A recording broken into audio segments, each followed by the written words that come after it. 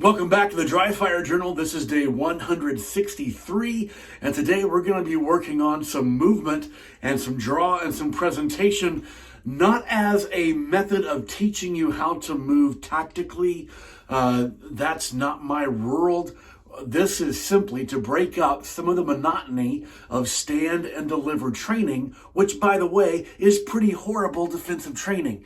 If all you ever do is just stand still and draw, you need to fix yourself. So what I'm thinking about doing is just simply moving to my right, to my left, and I am going to do it in different orders and invite you to try it with me. I'm just going to give you some samples, and then you can choose to move along however you would like to in your dry fire today.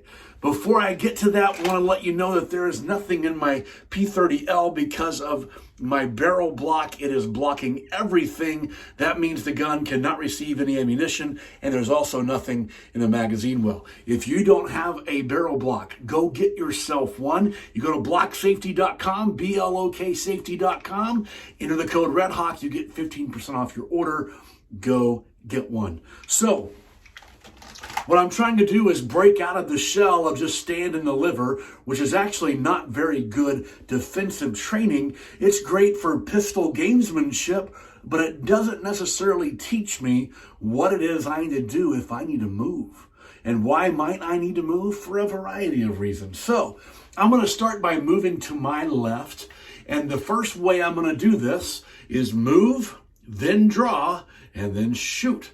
And so it looks like this. Move, draw, shoot.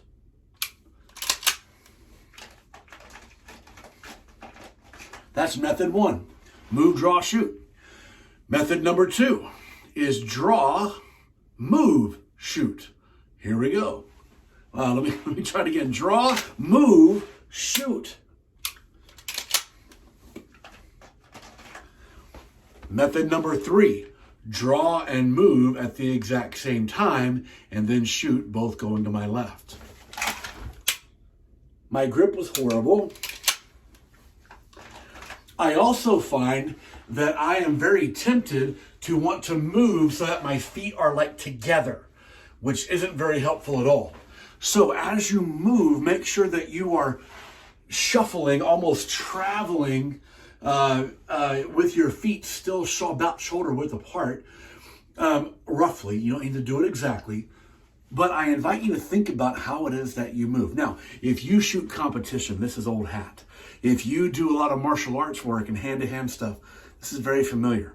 If all you've ever done is show up for pistol classes where you've stood static and delivered for time and accuracy, it's possible that you are learning some great pistol games and gamesmanship, but maybe not thinking through the entirety of what it means to defend yourself with a firearm. So now we're going to do it to the right. Method number one is move, then draw, then shoot. Looks like this.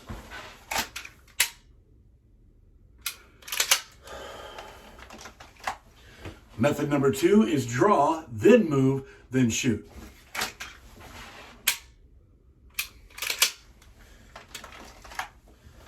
Method number three, move, draw at the same time and shoot.